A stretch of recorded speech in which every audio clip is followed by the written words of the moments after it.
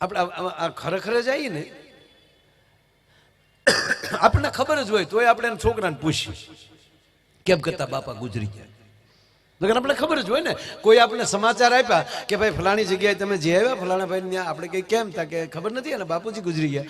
એટલે આપણે કઈ શું થયું એટલે એને કીધું જ હોય કે એટેક આવી ગયો કે નકુસા માંગળી આવી ગઈ કે હોલ્ડર માંગળી નાખી. એ મૃત્યુનું કારણ તો ખબર પડી જ ગયું હોય પણ છતાં આપણે ખરખરો કરવો પડે. ત્યાં જઈને આપણે પૂછવું પડે. લ્યો એમાંય મને યાદ આવ્યું હાવ લ્યો એ 12 દિવસ બેસી છે ને બેસજો કાંઈ નથી ઘરના બેસજો. આ બેહણા કરીને જે ગોબો ઉપાડ્યો છો ને તો એ બિચારું ટ્રાફિકમાં અટવાઈ જાય. આપણે બેસી છીએ ને એનું કારણ આપણે તો 40 દી હોય એ ખરેખર શું છે કહું તમને દાંત કરતા કેવું છે એ ખરેખર એવું છે. તમને સપનું આવે તો સપનામાં તો આપણે ક્યાંય આટા મારતા હોય ને પણ જયારે જાગી જાય છે ત્યારે ખબર પડે કાલે લે હું તો માયાભાઈ છું હું તો ખેરે હું તો છું. હા ક્યારેક તો એવું સપનું આવે કે માણસને શ્વાસ જાગે તો કે હા એટલી કરી અમારે ભૂરાનું કોઈ સારું સપનું ન આવે. હા ભૂરો સારે જાગે ત્યારે હાંફતો જ હોય એમાં જાગે એટલે હાંફતો આપણે કે કાં ભૂરા શું થયું હડકાયું વાહે કાં ખૂટ્યો વાહે છો હોય. હું તો આપને કહું સાહેબ સપના ટેસ્ટથી જોવાના. હા યાર આ અત્યારે બેઠા એ સપનું છે કે હકીકત છે એ નક્કી ન કહેવાય. આનું નામ સપનું કહેવાય સાહેબ. સપનામાં મોજ હોવી જોઈએ. મને બહુ ખરેખર મને એવા સપના આવે હું કોઈને કહું નહીં. સપના મને બહુ મજા આવે. એવી વ્યક્તિને મળી આવું ખબર જ ન રહે. આ સપના હારા જ જોવાના. અમારો હરિદ્વારમાં પ્રોગ્રામ ઋષિકેશ 3 વર્ષ પહેલાની વાત કરું. ઋષિકેશ પ્રોગ્રામ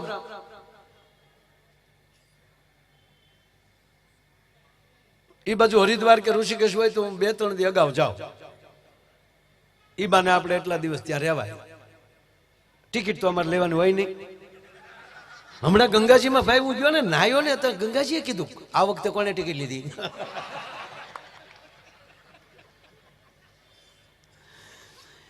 જીવન એવા જીવી નાખજો સ્વર્ગની ટિકિટ નહીં લેવી પડી એ તમારો સદગુરુ ટિકિટ લઈ લે ભલામણ. હા પછી કઈ જરૂર રહેતી જ નથી યાર. એટલે હું જાતો હતો એટલે ત્યાં દિલ્હીથી દેહરાદૂનની પાછી ફ્લાઇટ ચેન્જ કરતો હતો. એ ફ્લાઇટમાં બેસવા ગયો અને ભાઈ સવજી કાકાનો જ કાર્યક્રમ સવજીભાઈ ધોળકી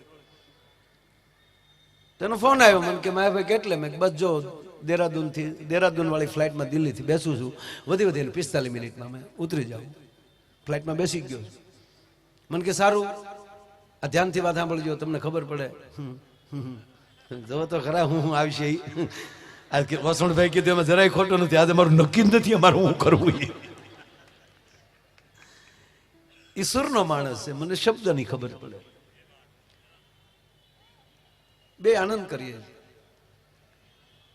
એટલે મેં ગોવિંદ કાકા મને કીધું મને કે ના માયાભાઈ તમારી માટે ગાડી સાજીદા મિત્રોની તમારી 2 એરપોર્ટની બહાર ગાડી ઊભી છે. મેં કાકા વાત સાચી પણ મેં કીધું પછી એમણે બહુ મોટું આયોજન કરેલું તમામ એના સ્ટાફને લઈ ગયેલા એટલે મેં કીધું જાહેર નથી કર્યું ને ખોટા. મેં કીધું સેલ્ફી પાડે ને માણસો આપણે આપણી સેલ્ફી ઈશ્વર પાસે પડાવવા આવ્યા છીએ. મને કે ના કોઈ નથી કીધું તમારો ઉતારો નોખો છે.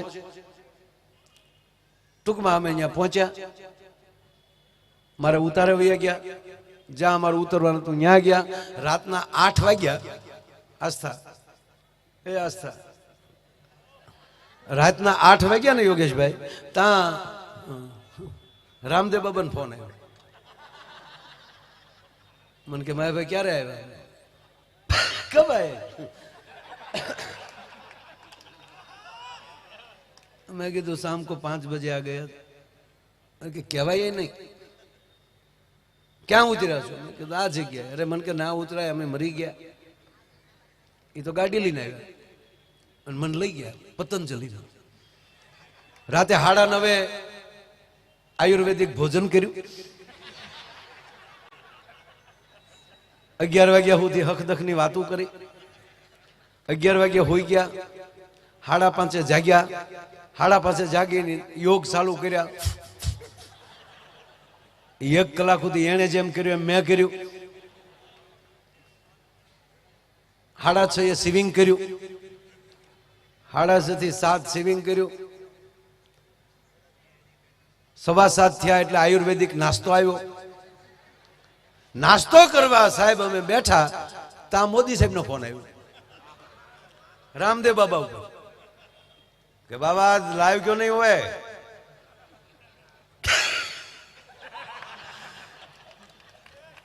आज मैंने देखा री रिकॉर्डिंग था, आप लाइव नहीं थे. रामदेव बाबा के लाइव क्यों? माया भाई आए, अपना माया भाई. हाँ, आज हम दोनों साथ में. अब क्या कर रहे हो? बस नाश्ता करने की तैयारी. अरे साथ में नाश्ता करेंगे, मैं आ रहा हूं. હવે વડાપ્રધાનને તો નીકળતા હું વાર લાગે. 45 મિનિટ થઈ ત્યાં સમાચાર આવ્યા કે એ દેહરાદૂન ઉતરી ગયા છે.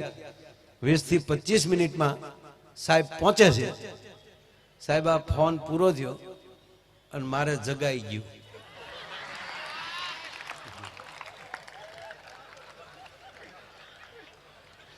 અને હું જાગી ગયો. બોલો.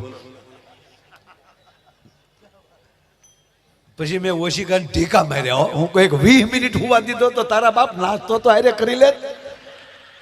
વ્યવહાર ના થતું હોય તો મલ્લિકાર્જુન ને ફસી ગયો એટલે હાંધો થઈ જાય.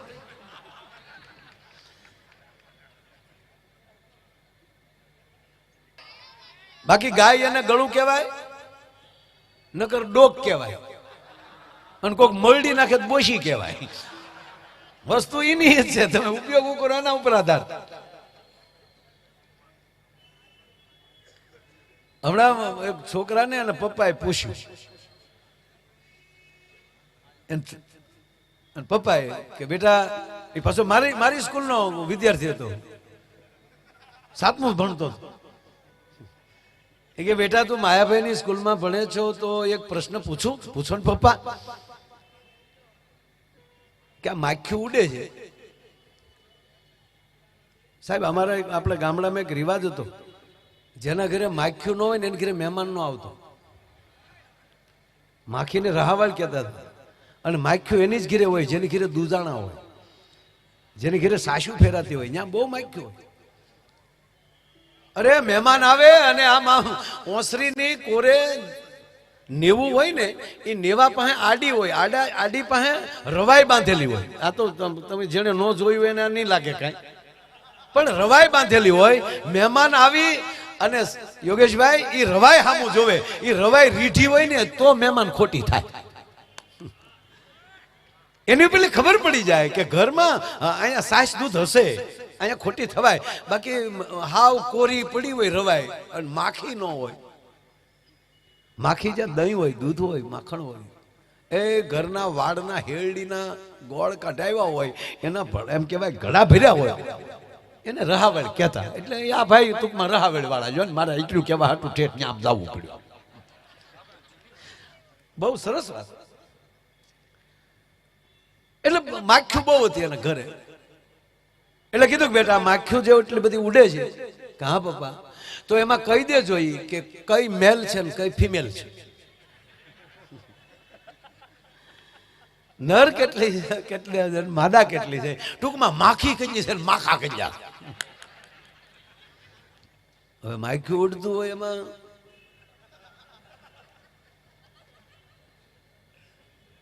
છોકરો કે પપ્પા આવો પ્રશ્ન તમારે મને પૂછાય, આ તો હેલો પ્રશ્ન છે. મારે એમ કે તમે ક્યાંક અઘરું પૂછશો. અરે બેટા આનાથી અઘરું હોય શું? તાક તમે હજી અહીંયા નિશાળે નથી આવ્યા પપ્પા. આ થોડું અઘરું કહેવાય. આ તો હાવ હેલો પ્રશ્ન પૂછ્યો કે પણ જવાબ તો દઈ દે. તાકે અરીસા પાસે ઉડે બધી માખ્યું ને આપણી માથે ઉડે માખા. અરીસાની આજુબાજુ જે બનાનાથી બોલાવે છે એ માખ્યું છે, ને આપણી ઉપર આવે છે ને ઉડાડીએ તો પાછું નાન્યા બેસે છે, એ માખા. એ બીડી લેવા આવે છે, બીડી પાવે.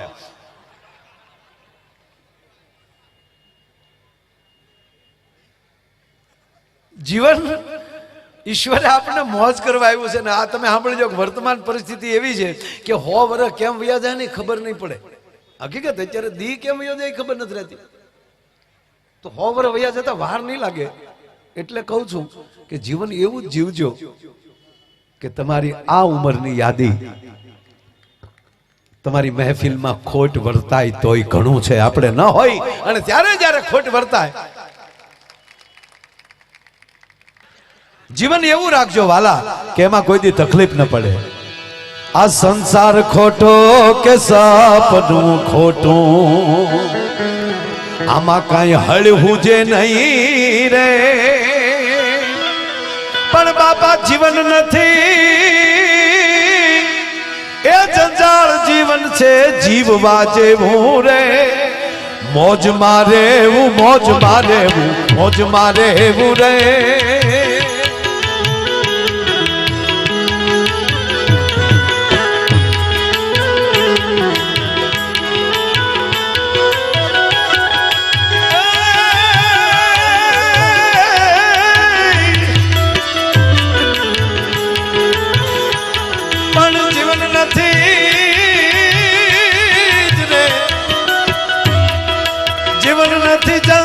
જીવન છે જીવવા જેવું રે વાલીડા. મોજ મારે મોજ મારે મોજ મારે એવું રે.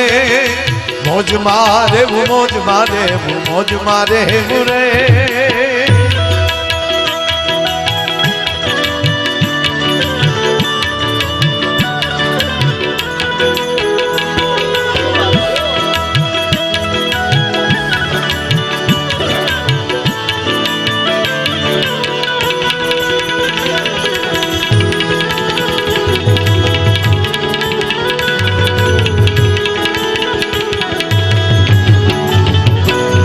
સાહેબ આ શરીર છે ને એ ભગવાન કૃષ્ણની વાહણી જ છે. આપણું શરીર છે ને તમે ક્યાં સુરે વગાડવા માંગો છો, બસ તમે શું કરવા માંગો છો આપણી તૈયારી હોય એવું ઈશ્વર આપે છે. અંદરથી ખાલી થઈ જાઓ બાપ અને જીવનના છિદ્રોને ખુલ્લા મૂકી ગયો પછી કૃષ્ણ એ વાહણી વગાડશે. ખુલ્લા મૂકી દેશો ને તો સાહેબ. એક જગ્યાએ લગ્ન હતા, લગ્નમાં ઢોલ ને શરણાઈ વાગતા હોય ને એટલે શરણાઈ વાગતી હતી અને ઢોલ ધબધબાટી બોલતા હતા. એ ઢોલની ધબધબાટી બોલતી હતી એમાં ઢોલને હરણાઈ વાતો મળ્યા કરવા. ઢોલ શરણાઈને પૂછે છે કે હરણાઈ તે એવા ક્યાં પુણ્ય કર્યા કે માનવીઓ તારા એના હોઠ ઉપર તો તારું વશીકું રાખે અને એના આંગળીના ટેરવાથી ને એમાંય તારા પૂર્વજ વાહળી એ તો ભગવાન કૃષ્ણના હોઠે પોકી ગઈ હતી. તો એવા શું પુણ્ય કર્યા કે આવા તમને લાભ મળે છે અને અમે હું એવા પાપ કર્યા કે ડોકમાં નાખ્યા નથી ધબધબાટી બોલી નથી. ત્યારે વાહળીએ જવાબ આપ્યો અમે અમારા જીવનના છિદ્રો ખુલ્લા મૂકી દીધા છે. જેને જેવી ફૂંક મારવી એવી મારી લે, પણ એ ઢોલ તે તારા જીવનના બે પણ દબીને રાખ્યા છે ને એટલે દુનિયા ખોલવા હાટું કરે છે કે આમાં હું છે આમાં હું છે આમાં હું છે. જેને જીવનના છિદ્રો ખુલ્લા મૂકી દીધા હોય એટલે મને એક ગીત યાદ આવ્યું. એ રંગ મોરલડી વાતમાં વહેતી રહે,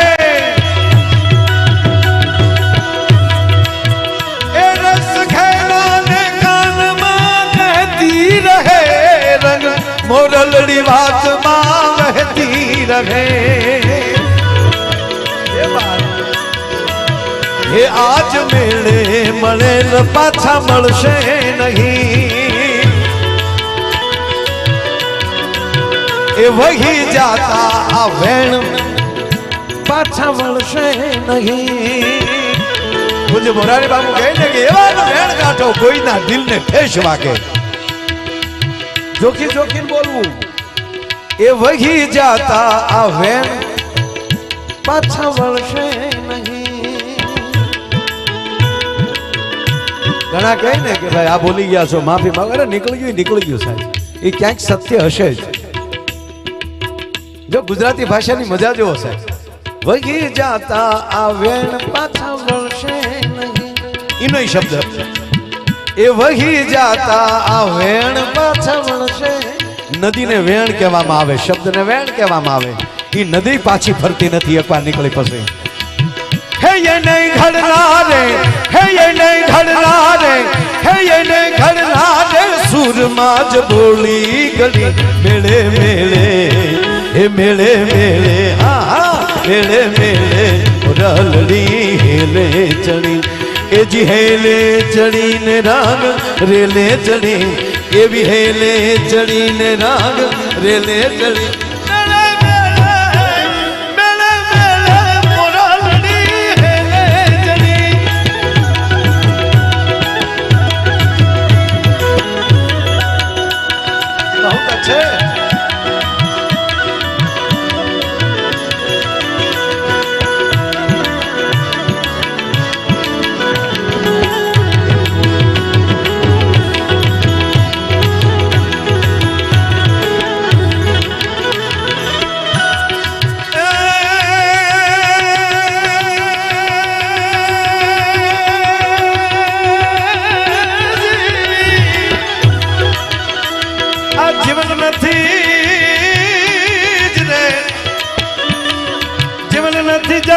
જીવન છે જીવવા જેવું રે આવી મોજ મારે મોજ મારે મોજ મારે રે વાલીડા મોજ મારે મોજ મારે મોજ મારે રે મોજ મારે મોજ મારે મોજ મારે સંસાર ખોટો કે સપનું ખોટું આમાં કાંઈ હળ હુજે નહીં જાગીએ છે એ હકીકત હતી કે સૂતી વખતે સપનું આવ્યું એ હકીકત છે અથવા તો એક બહુ ઝીણી વાત હાવ શબ્દ પકડો છો એટલે મજા આવે એક માણસને નીંદર આવી એ સૂઈ ગયો એને સપનું આવ્યું સપનામાં એ પતંગિયું થઈ ગયું હવે એ પતંગિયાને પછી નીંદર આવી એ પતંગિયું સૂઈ ગયું એને સપનું આવ્યું એ સપના માણા થઈ ગયો આ વાત છે આ સંસાર ખોટો કે સપનું ખોટું એમાં કાંઈ હળ હુજે નહીં પણ આવી લહેર ચડે લખ લાખ દરિયાની લૂંટતા રહેવું આ જીવન નથી જંજાળ જીવન છે જીવવા જેવું ઘણા નથી કોઈને ઘીરે જાવ ને તો એ બસ એવી દુઃખની જ વાતો કરતા હોય કરોડપતિ હોય ને તો એની ઘીરે જાવ તો દુઃખની જ વાતો અમારા બાપા ગુલ્ફી વેચતા હવે વાડીલાલ ખાને કે હજી તારે ખોખું જ ગોતવું છે અમે એટલા વર્ષથી મુંબઈ આવ્યા પણ ફલાણા ભાઈ અમને હેરાન બહુ કર્યા કોઈ કોઈને હેરાન નથી કરતું ને કોઈ કોઈની સફળતામાં કોલું કરતું નથી પોતાને જ બધું કાર્ય કરવું પડે લખવું અહીંયા લખેલું છે